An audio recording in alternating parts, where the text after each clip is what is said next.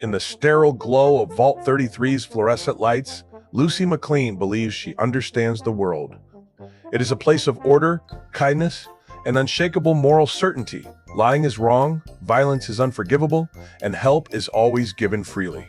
Raised in the carefully curated bubble of Vault-Tec's underground paradise, she has never known scarcity, betrayal, or the cold bite of a world that doesn't care if you live or die.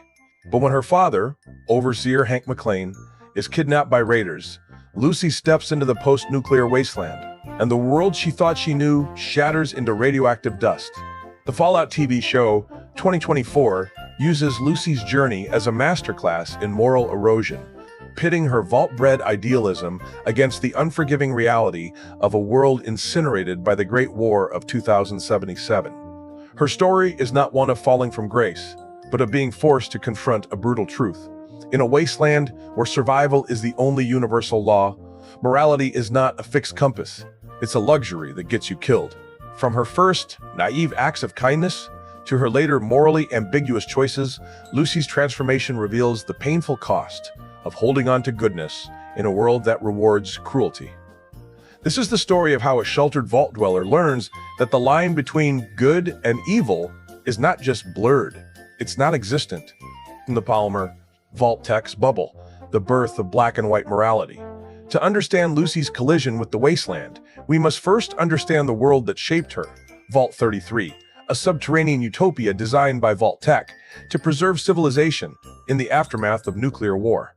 But Vault 33 is not just a shelter, it's a carefully constructed bubble, one that insulates its residents from the harsh realities of the outside world and indoctrinates them in a rigid, black and white moral code.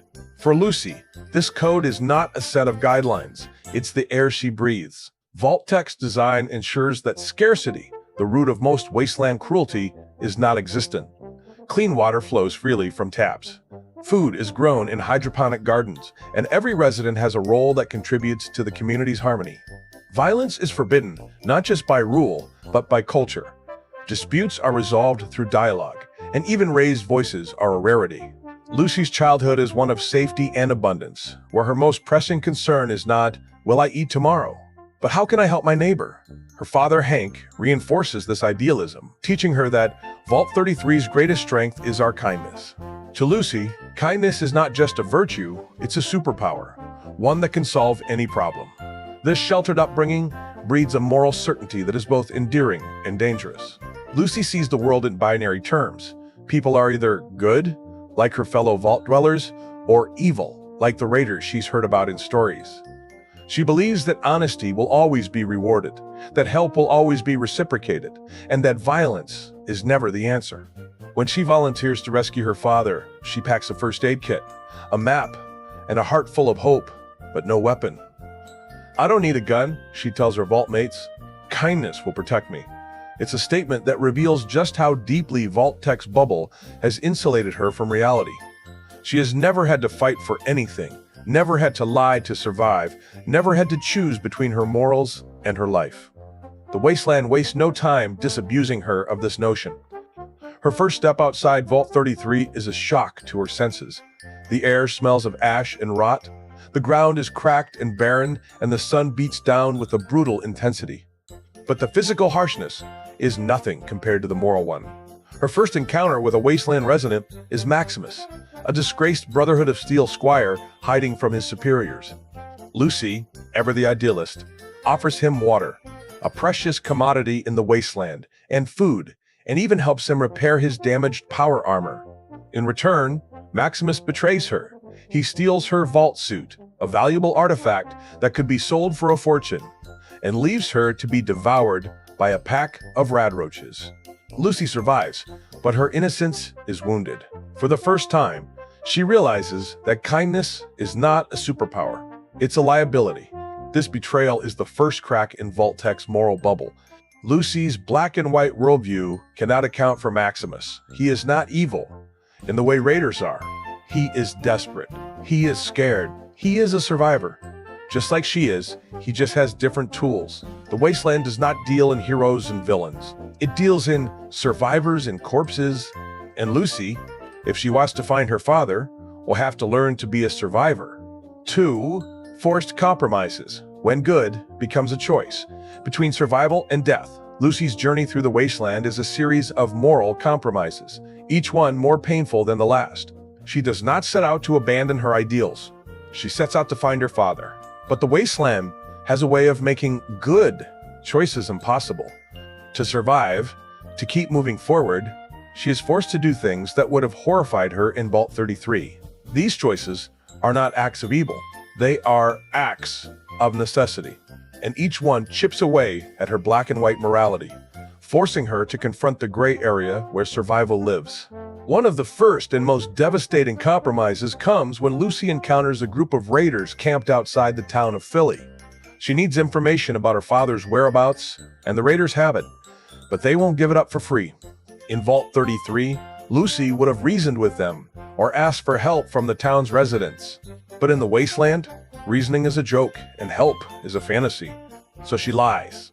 She tells the raiders she's a mercenary, willing to join their gang and help them rob a nearby settlement. "I'm good with a knife," she says, her voice shaking but steady. It's a lie. She's never held a knife in anger. But it works. The raiders let her stay, and she gains access to their camp. When the raiders discover her lie, she tries to sneak away with their maps. They turn on her. Lucy, cornered and terrified, grabs a rusted pipe wrench from the ground and swings. She kills one raider, then another, her hands shaking with adrenaline and horror. When it's over, she collapses to her knees, staring at the blood on her hands. "I didn't have a choice," she whispers to herself, but the words ring hollow. In Vault 33, there was always a choice. In the wasteland, the only choice is kill or be killed. This moment is a turning point for Lucy. She does not celebrate her survival. She grieves for the person she used to be, the person who believed violence was unforgivable. But she also recognizes that she had no other option. The raiders would have killed her, and she would never have found her father. This is the wasteland's moral math. There are no good choices, only choices that let you keep going. Lucy's compromises only grow more ambiguous as her journey continues. When she and the ghoul, her reluctant companion, run out of supplies, she steals a can of expired beans from a settlement's storage shed. The settlement's residents are poor, struggling to survive, but so is she. They have more than we do, she tells herself, but she feels guilty all the same. When a merchant tries to scam her, selling her radioactive water as clean, she does not report him to the town's authorities. There are none. Instead, she steals his money back, plus a little extra for the trouble. He deserved it, she says, but she knows it's just an excuse. In Vault 33, stealing was wrong no matter the reason. In the wasteland, stealing is just another tool. Perhaps her most painful compromise comes when she discovers that her father, Hank, did not just disappear. He kidnapped himself, fleeing Vault 33 to escape its stagnant artificial paradise. Lucy's entire mission, her journey, her compromises, her bloodied hands, has been based on a lie. When she finally confronts Hank in New Vegas, she is faced with a choice: forgive him and return to the vault, a place that now feels like a prison, or leave him and forge her own path in the wasteland, a place that has broken her, but also made her strong. She chooses to leave. It's a choice that is both cruel and kind. Cruel to abandon her father, but kind to herself. For the first time, Lucy's choices are not about saving someone else. They are about saving herself. These compromises do not make Lucy a villain. They make her human. They reveal that morality in the wasteland is not about being good or evil. It's about being adaptable. It's about choosing the lesser of two evils, even when both evils are unforgivable. Lucy does not enjoy lying, stealing, or killing, but she does them anyway because she has to. And in doing so, she learns a lesson that Vault-Tec never taught her. Survival is not a sin. It's a virtue. 3. The cost of innocence. The painful transformation of a good character. Lucy's journey is not just a physical one, it's a psychological one. The wasteland does not just change her actions, it changes her. It erodes her idealism, her trust, and her unshakable belief in the goodness of people. But this transformation is not a smooth one. It is painful, messy, and full of doubt. Lucy does not lose her innocence. She watches it die, and she grieves for it. The cost of her survival is the death of the person she used to be. and the birth of someone new, someone harder, someone who understands the Wasteland's cruel logic. One of the most visible signs of this transformation is her relationship with violence. In Vault 33, Lucy couldn't bear to hurt a fly. By the time she reaches New Vegas, she carries a gun, a gift from the ghoul, and is not afraid to use it. She does not seek out violence, but she does not shy away from it either.